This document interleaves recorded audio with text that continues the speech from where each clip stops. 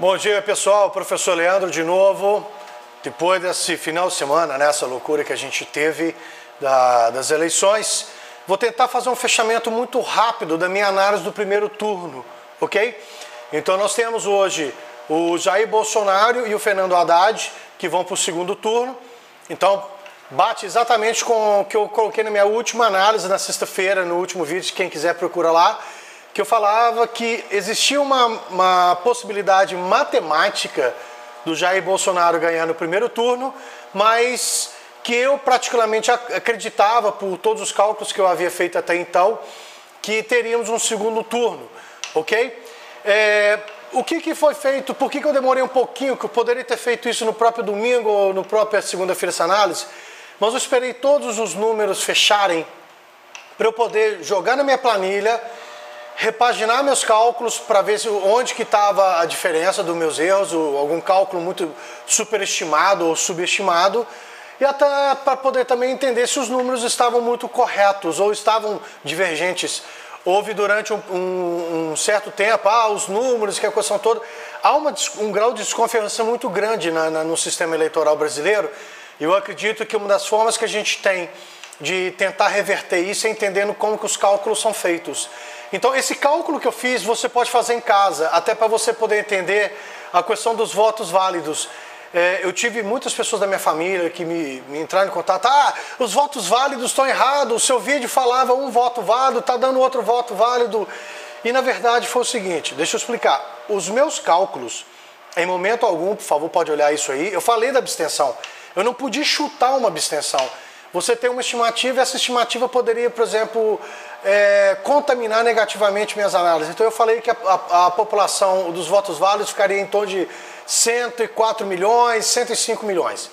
Os votos válidos ficaram em 107 milhões. Aumentou, então, a quantidade de votos válidos. Mas como é que a gente chegou nesse número para confirmar se os números do TSE estavam corretos? Primeiro, peguei a população de 147.302.357 eleitores aptos, apliquei 20,32% de percentuais, que foi o número de abstenção.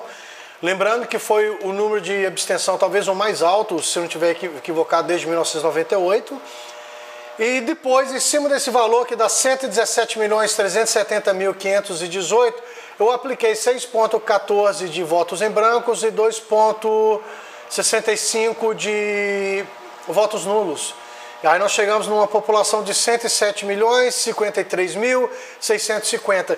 A diferença está de 1.000 pessoas, está um pouquinho em relação ao número do TSE. Pode ser que a minha planilha ela faça algum arredondamento que faça com que tenha essa coisa. Mas independentemente, a diferença minha matemática do que eu tenho para o que o TSE apresenta como número de votos válidos não interfere matematicamente, estatisticamente, de forma alguma, em qualquer coisa dos resultados, ok? Mas, só para a gente sintetizar aqui agora, o que é importante ver, eu havia dito que nós teríamos uma possibilidade para o Jair Bolsonaro, ele ficaria ali na pior das hipóteses aí com seus 45%, na melhor das hipóteses 51,42%. E ele ficou no total com 46,03%, ou seja, ele está dentro exatamente daquilo que eu esperava. A única coisa que realmente me chamou a atenção, e não só para o Jair Bolsonaro, como também para o Fernando Haddad, é que as pesquisas ampliaram, por um lado, um cenário um pouquinho pior e um cenário um pouquinho melhor. E todos os dois candidatos ficaram exatamente com uma queda ali para a região do pouquinho pior. Mas por que isso? Normalmente numa pesquisa, próprios respondentes podem estar contaminados por um determinado momento, um grau de emoção, ok? Então assim, está dentro mais ou menos do que eu calculei, fico muito feliz de eu ter feito durante essa semana todos esses cálculos, passado para vocês. Fico triste de eu não ter conseguido de repente acertar super precisamente, mas a ideia é essa, pelo menos poder dar uma questão da estimativa, ok? Outra coisa que eu faço, só rapidamente para os outros candidatos, que aí você falava, Leandro, você em momento algum falou dos outros candidatos, porque eu sabia que eles não chegariam. Eu gosto muito de fazer análises racionais, análises matemáticas. E chama atenção, não para a quantidade de votos do Ciro Gomes, que era uma quantidade de votos que todo mundo já esperava, mas a falência. Eu vou praticamente usar esse termo, por favor, se tiver alguém do PSDB, por favor, não me entenda mal, mas é uma falência do modelo do PSDB enquanto partido, enquanto escolha do candidato. Ou seja, o Alckmin ficou com 4,76. É uma votação inexpressiva para um partido que tinha mais de 20 minutos de tempo, tinha toda uma coligação para poder fazer isso. Ok? Então nós temos agora o segundo turno.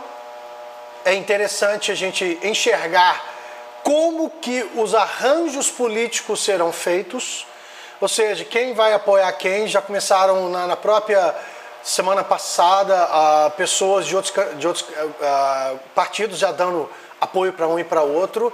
Eu acredito que daqui a mais ou menos uns 10 dias a gente começa já a ter uma ideia real de como que esse cenário ele vai ficar, ok? Mas de todo modo, à medida em que as pesquisas forem acontecendo, eu vou sentando, vou fazer minhas análises para a gente poder determinar quem vai ser eleito agora presidente do Brasil no dia 28 de outubro, tá bom?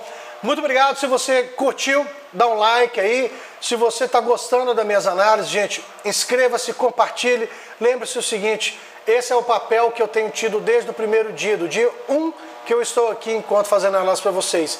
Análises imparciais, análises puramente matemáticas. Para você que está votando no Bolsonaro, ver o desempenho do seu candidato, e para você que está votando no Fernando Haddad, ver também como é que está o desempenho do seu candidato, ok? Não vou falar a questão do segundo turno, porque é uma nova eleição que começa agora e depende de uma série de movimentos que podem acontecer, tá bom? Até o próximo vídeo e aí vamos tocando barco. Tem muita coisa para acontecer até o dia 28. Um abraço para todo mundo.